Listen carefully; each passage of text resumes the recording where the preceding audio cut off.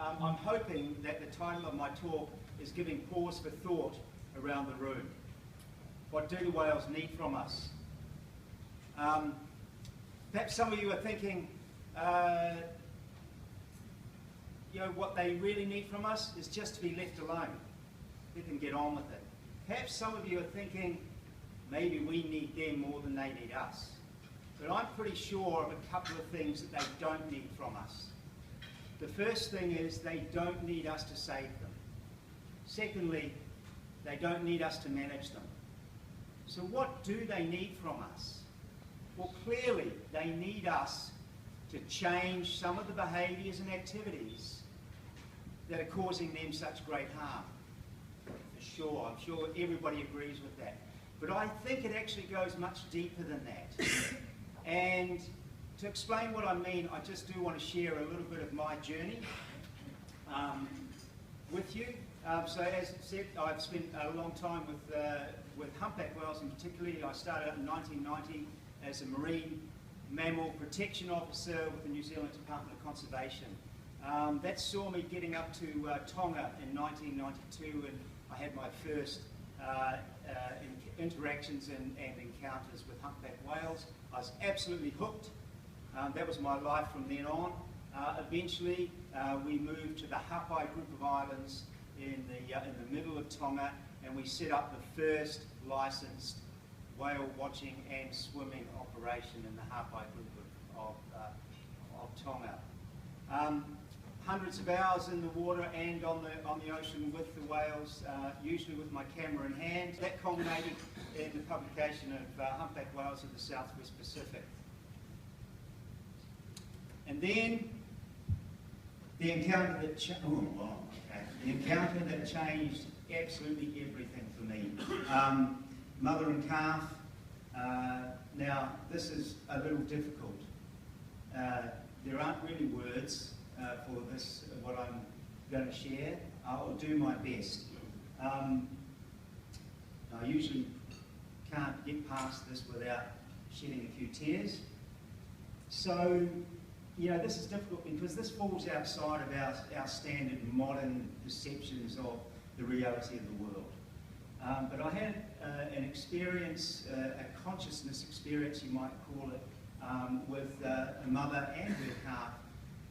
And it was kind of like she was entering into my consciousness and then taking me on a journey into hers. Now, maybe you could think of it like seeing her world through her eyes. Now, what did this feel like? Well, to put it very quickly, it felt like I was expanding out into the ocean. But more than that, it felt that I was becoming part of the ocean, becoming the water. There was just connection upon connection upon connection. There was no separation. I was just part of the ocean. I was part of the whale. She was part of me, and it was quite simply nothing. I had experienced nothing like it. Totally unexpected, not asked for, but that's how these things go sometimes. So that set me on another journey, a journey of research and study and exploration to try and make sense of what she had shared with me. And I felt compelled to go on that journey. Okay, and that journey culminated in the publication of that book, which was really just my attempt to try and articulate what she shared with me, to try and articulate the ocean as this living body. So, back to this question, what do the whales really need from us? Well, they need us to remember there is no separation. This idea of separation between humans and other life, between humans and the environment, it's not very old, 400 years at most. And it's a delusion.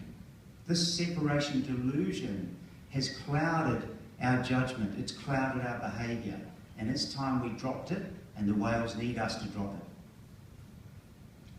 There is no separation, and that includes the water. In fact, as I'm sure all of you in the room understand at some level, water is life. And I'm not going to read that out, you can read it for yourselves. But Vladimir Bernatsky, a very, very famous scientist in Russia from the late 19th century and earlier 20th century.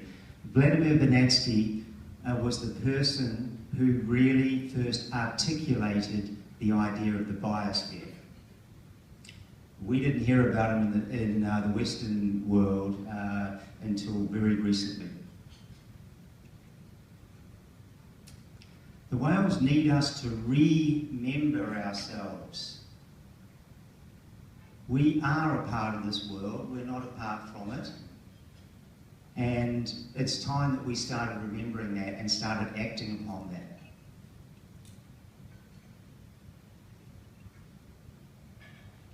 Now I know that in this room, there's nobody here, I hope, that thinks of ecosystems as real estate. It's just a way of emphasising the point that ecosystems are processes that evolve through relationships. And we're part of those relationships. We belong here, and I think it's clear that there's a fair amount of our behaviour that perhaps doesn't. But the question is, what are we going to do about that? How are we going to address the situation we find ourselves where so much of our behaviour doesn't seem to belong? So, in a quest to try and answer those questions or get some understanding of those questions, I got sent on another journey.